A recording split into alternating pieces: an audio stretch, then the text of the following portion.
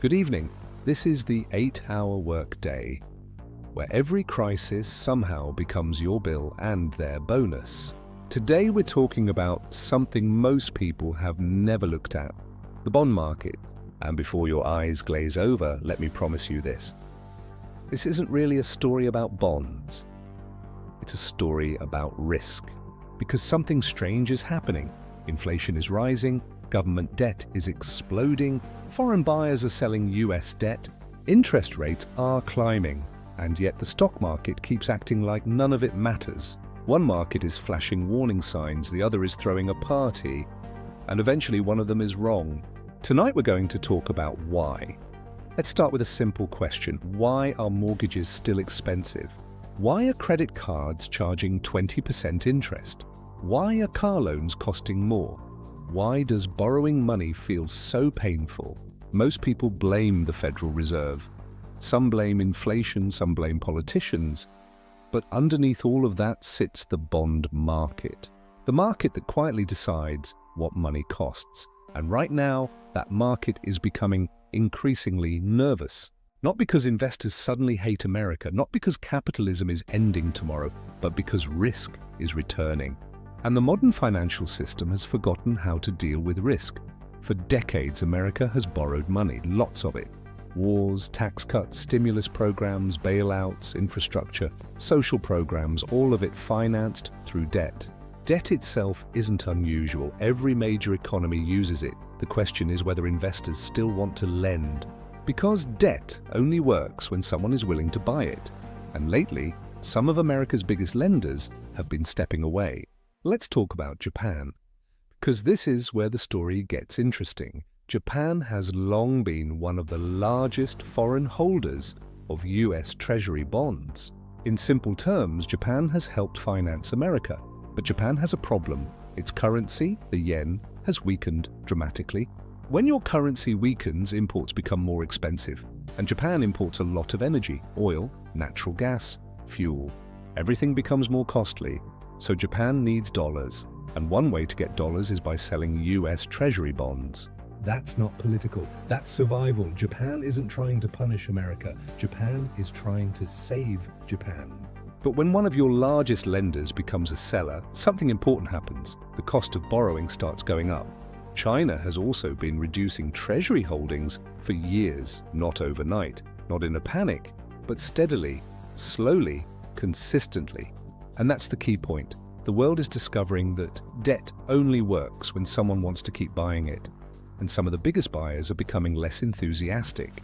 Now here's where things get uncomfortable, because if fewer people want to lend money to governments have to offer a better deal. A higher interest rate, a higher yield, more reward for more risk. That sounds reasonable. Until you realize those higher rates affect everything. Mortgage rates, car loans, business loans, credit cards, government budgets, everything. The entire economy sits on top of this foundation, and that foundation is becoming more expensive. At the same time, inflation is refusing to disappear. Energy costs have risen, supply chains remain fragile. Food prices continue to pressure household budgets. And inflation creates another problem. If investors think inflation will remain elevated, they demand even more interest before lending money. Why? Because nobody wants to lend money for 10 years only to get paid back in dollars worth less than when they started. So inflation pushes rates higher, debt pushes rates higher, and foreign selling pushes rates higher. All three forces are pointing in the same direction.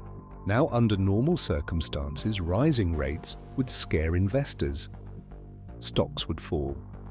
Speculation would slow. Risky bets would become less attractive.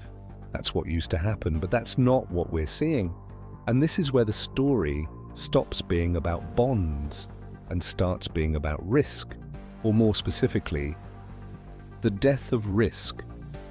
For most of capitalism's history, there was a simple rule. If you took a bad risk, you lost money. Painful, simple, effective. But then came 2008. Then came 2020, and a lesson was taught. When things become bad enough, someone steps in. The Federal Reserve, Congress, the Treasury, someone. Every rescue teaches investors something, and the lesson is dangerous. Take bigger risks, you'll probably be rescued. Think about the message that sends. If investors believe every major crash will eventually be met with intervention, then why fear risk? Why stay cautious? Why hold back? Why not borrow more? Why not speculate more? Why not push valuations even higher? Because if profits remain private and losses become public, risk stops functioning. That's why the stock market's behavior matters.